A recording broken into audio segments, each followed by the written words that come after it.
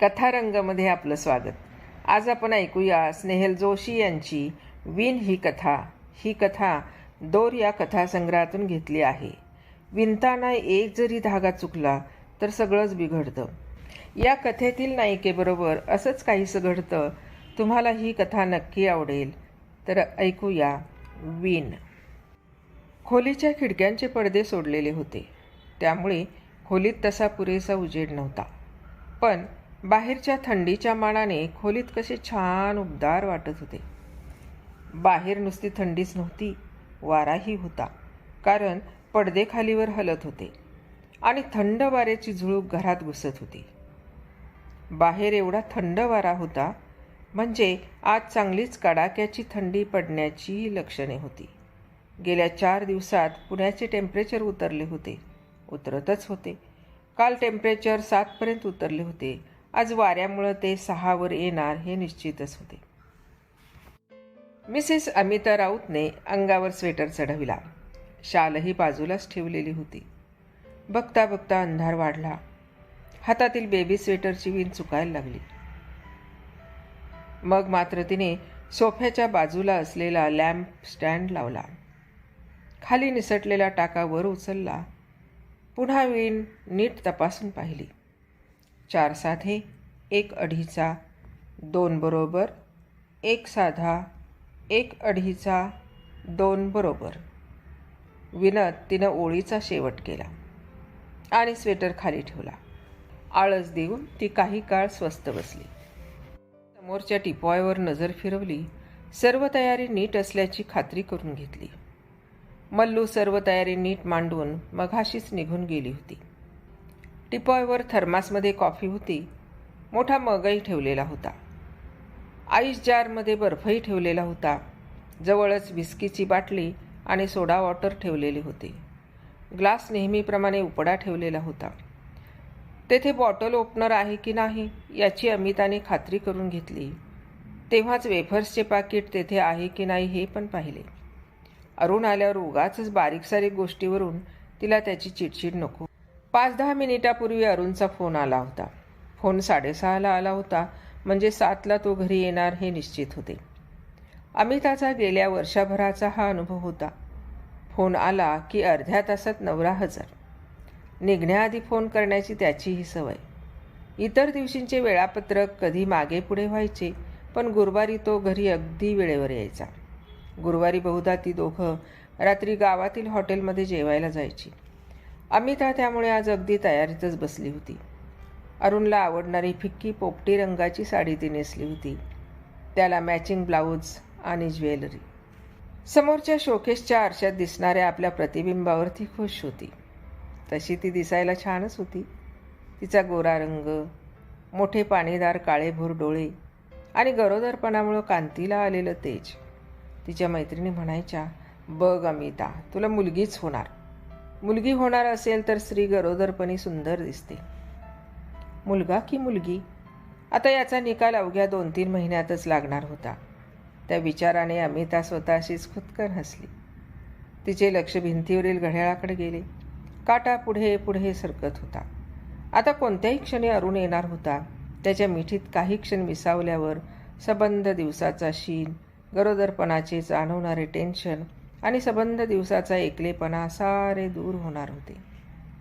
तिने पुन्हा स्वेटर हातात घेतला आणि पुन्हा नीट लक्षपूर्वक ती विण घालत राहिली. एखादा टाका चुकला तर सर्व विण चुकणार होती आणि किती सावरून घेतले तरी जाळीची विण असल्यामुळे चूक सहज लक्षात येण्याची शक्यता होती. मग काळजीपूर्वक ती विणत राहिली. बाहेर मोटारसायकलचा आवाज झाला तेव्हा नेमके घड्याळाने 7चे ठोके दिले. खिडकी खालून येताना बाहेरच्या फरशीवर झालेला बुटांचा आवाज. त्या बुटांच्या आवाजावरून त्याचा पोलिसी खाक्या आजमावता यायचा. त्याने स्वतःजवळच्या किल्लीने दरवाजा उघडला आणि अमिताने हातातील ओळ पुरी करून स्वेटर बाजूच्या टिपॉयवर ठेवला आणि ती उठली. बराच वेळ बसली की हल्ली तिची डावी बाजू धरायची. क्षणभर मग ती तशीच उभी राहिली. मग हळूहळू चालत जाऊन तिने त्याच्या हातातली बॅग घेतली आणि नेहमीसारखी ती त्याच्या मिठीत विसावली. पण आज त्याच्या हाताची मिठी काहीशी अपरिचित तिला भासली. त्यात नेहमीची ओढ नव्हती.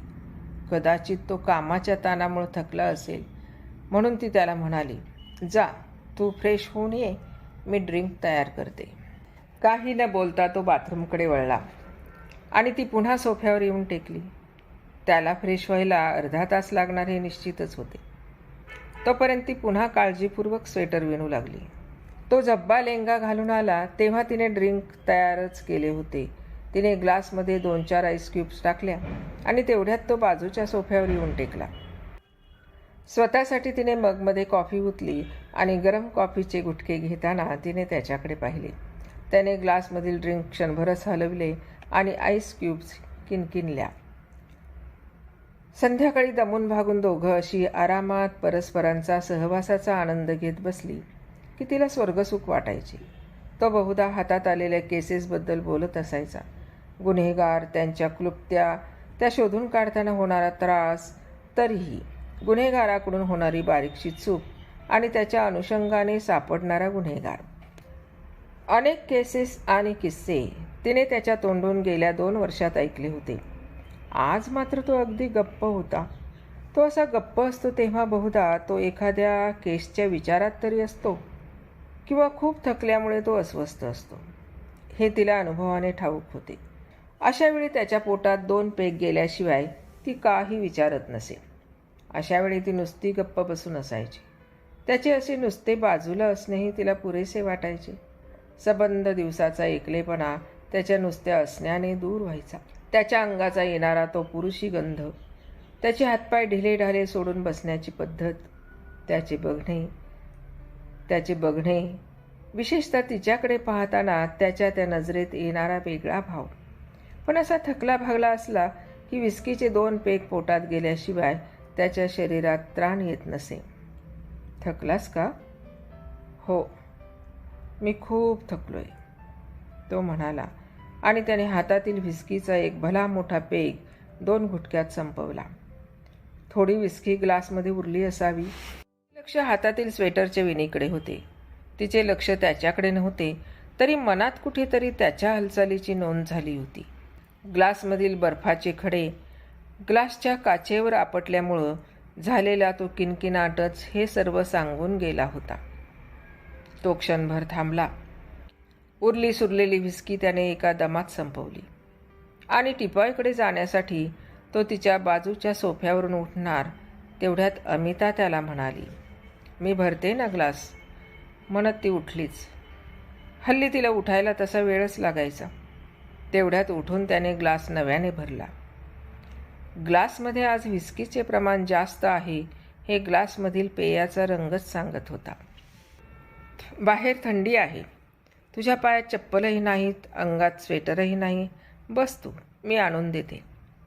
त्यावर तिला अडवीत तो तुटकपणे म्हणाला, नको, आणि त्याने व्हिस्कीचा भला मोठा घोट घेतला. आपल्याकडे असेच आहे, शिपाई असो किंवा सब इन्स्पेक्टर असो, ड्युटी आवर्सचे काही प्रमाणच नाही. या प्रेशरमुळे हल्ली काही पोलिसांनी आत्महत्या केल्या. तुमच्याकडे नवीन माणसे भरती का करत नाहीत देव जाणे. यावरही तो काही बोलला नाही. मग पुन्हा ती नीट लक्षपूर्वक विनीत राहिली, पण तरीही त्याचे आजचे हे जास्तीचे पिणे तिला जाणवत होते. आज मुद्दाम तिने त्याला आवडणारे बेसन लावलेले शेंगदाणे तळून ठेवले होते. ड्रिंकबरोबर त्याला ते द्यायचे ती विसरलीच होती. अरुण थांब, मी विसरलेच बघ, तुझ्या आवडीचे बेसन लावून तळलेले शेंगदाणे केले आहेत, ते घेऊन येते. आज गुरुवार म्हणून मी नेहमीप्रमाणे जेवण तयार केले नाही. बाहेर जायचे की आज तू थकलायस म्हणून घरातच जेवूया. फ्रीजरमध्ये बकऱ्याचा पाय आहे. अहमदबाईने काल मुद्दाम तुला आवडणारी बोकडाची टांग आणून दिली आहे. मी ती पटकन शिजवते आणि येथेच घेऊन येते, तू हलू पण नकोस. तो त्यावर काहीच बोलला नाही की त्याने संमतीदर्शक मानही डोलवली नाही. तो नुसता पितच राहिला. काही असो, थांब, मी शेंगदाणे तरी आणते. त्यावर तो एवढंच म्हणाला, मला ते नकोत. तिचा पाय धरलाच होता. तिने पायाची थोडी हालचाल केली. पाय धरला तर होताच, आता आखडल्यासारखाही वाटत होता. आज नेहमीच्या गुरुवारप्रमाणे जेवण बाहेर झाले असते तर बरे झाले असते, पण आज अरुणचा मूड काही न्याराच होता. त्यामुळे त्याच्या कलाने घेणे भाग होते. कसेबसे उठत ती म्हणाली, "बर, शेंगदाणे नको तर निदान जेवण तरी करते. खरंच बोकडाची तंगडी फ्रीजरमध्ये ठेवली आहे. मटण करायला वेळ नाही लागणार. खरंच बाहेर नकोच. आज घरीच जेवूया. चपात्या करता करता मटण पटकन शिजेल." "जाऊ दे," तो म्हणाला. "अरे पण अरुण, तू नुसताच पीत बसलायस.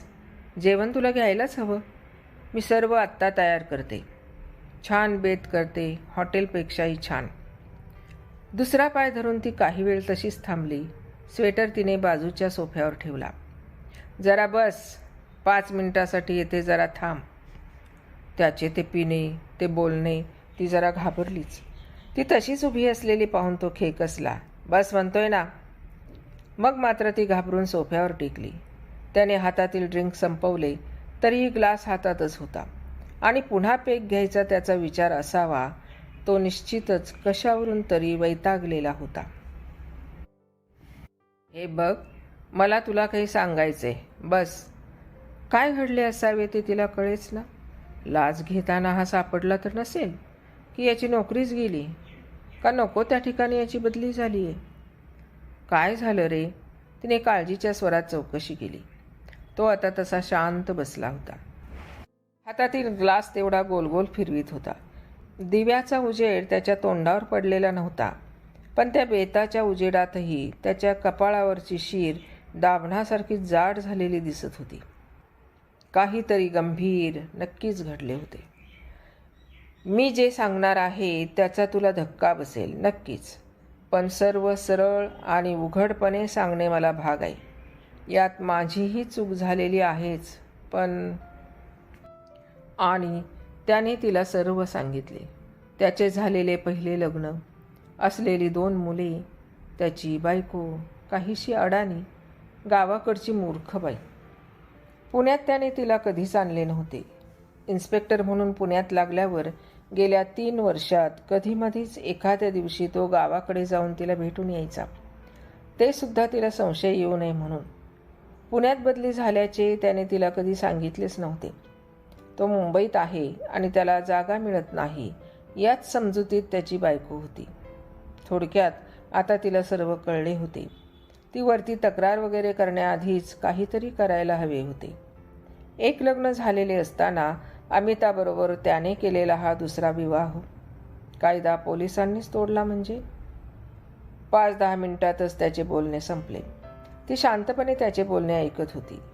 त्याने तिचा केलेला विश्वासघात, त्या प्रत्येक शब्दांबरोबर तो तिला जाणवला होताच, पण हे सारे भयंकर आणि धक्कादायक होते. एखादे वाईट स्वप्न पडावे तसेच सारे भासत होते. "मला माहीत आहे तुझ्या या अशा अवस्थेत तुला बसलेला धक्का फार मोठा आहे, पण थांबायला तेवढा अवधीच कुठे आहे. मला समजून घे. तुला पाहिजे तेवढा पैसा मी तुला देईन. बाळाला आणि तुला पैशाची ददात मी कधीच पडू देणार नाही.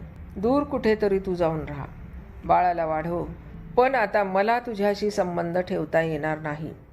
म्हणूनच म्हणतो, बाळणपणासाठी म्हणून 2-4 दिवसातच तू माहेरी जाण्याचे नाटक कर. तेवढ्यात घराची आवरावरही उरकूया. मी येथून दूर कुठेतरी बदली करून घेतो, म्हणजे तेथपर्यंत काही बातमी जाणार नाही. पोरं शाळेची आहेत या सबबीवर त्यांच्या आईला गावालाच ठेवी, बिऱ्हाड करणार नाही. असे जरी असले तरी तुला माझ्या आयुष्यातून जावेच लागणार." ती वेड्यासारखी त्याचे बोलणे ऐकत होती. हे एखादे वाईट स्वप्न असावे असेच तिला वाटत होते. तो खरंच असे सर्व म्हणाला की आपल्याला हा सारा भास होतोय, की विस्कीच्या नशेत तो काही बाई बरळतोय? त्याच्या पोटात काही गेले की त्याला बरे वाटेल आणि मग तो जरा शुद्धीवर आल्यावर हे सारं खोटं असल्याचं सांगेल असे तिला फार वाटत होते. तिलाही विचार करायला वेळ हवा होता. मग ती त्याला म्हणाली, "मी जेवणाचे बघते."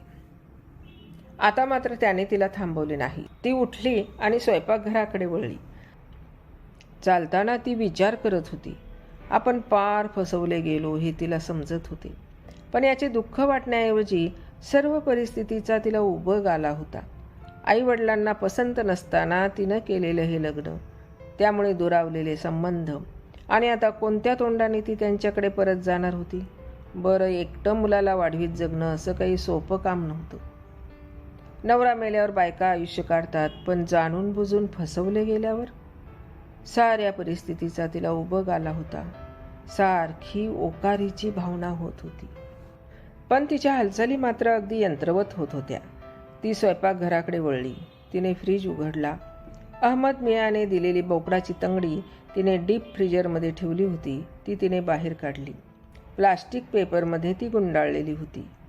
प्लास्टिक पेपर डस्टबिनमध्ये टाकण्यासाठी ती वळली. तिचे लक्ष तेव्हा बाहेरच्या हॉलकडे गेले. तो खिडकीचे गज धरून उभा होता. डस्टबिनच्या झाकणाचा झालेला आवाज त्याने ऐकला होता. मागे वळून न पाहताच तो म्हणाला, माझ्यासाठी जेवण करू नको, मी बाहेर जातोय. त्याचा अर्थ तो एवढा प्यालेला नक्कीच नव्हता.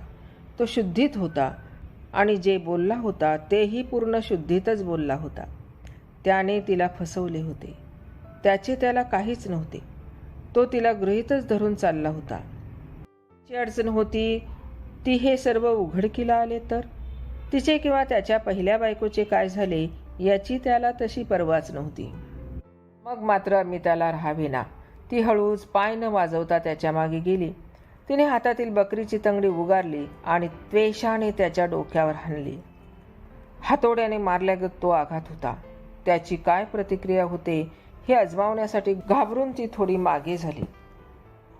तो क्षण 2 क्षण थिजल्यागत उभा राहिला आणि मग क्षणात खाली कोसळला. तो आपल्याबरोबर स्टँडिंग लॅम्प घेऊनच. त्याबरोबर बाजूचे स्टूलही खाली कोसळले आणि त्या आवाजाने स्वप्नातून जागी झाल्यागत अमिता डोळे विस्पारून बघतच राहिली. वेडावाकडा पडलेला अरुण, लॅम्प स्टँड आणि स्टूल, बल्बच्या विखुरलेल्या काचा, त्या धक्क्यातून सावरायला काही क्षण गेले. मघा एक हातात असलेली बकरीची तंगडी आपण दोन्ही हातांनी घट्ट पकडली हे तिला आत्ता जाणवले. आपण अरुणला ठार मारले याची जाणीव तिला झाली आणि मग तिने स्वतःला सावरले. आता शांतपणे विचार करणे जरुरीचे होते. रागाच्या भरात फसवले गेल्याच्या दुःखातून हातून घडलेला हा गुन्हा. ती एका इन्स्पेक्टरची बायको होती. अशा गुन्ह्यांना काय शिक्षा होते याची तिला कल्पना होती. शिक्षेची भीती तिला वाटत नव्हती. या लाजिरवाण्या परिस्थितीतून सुटण्याचा हा एकमेव मार्ग. उर्वरित कथा पुढील भागात. धन्यवाद.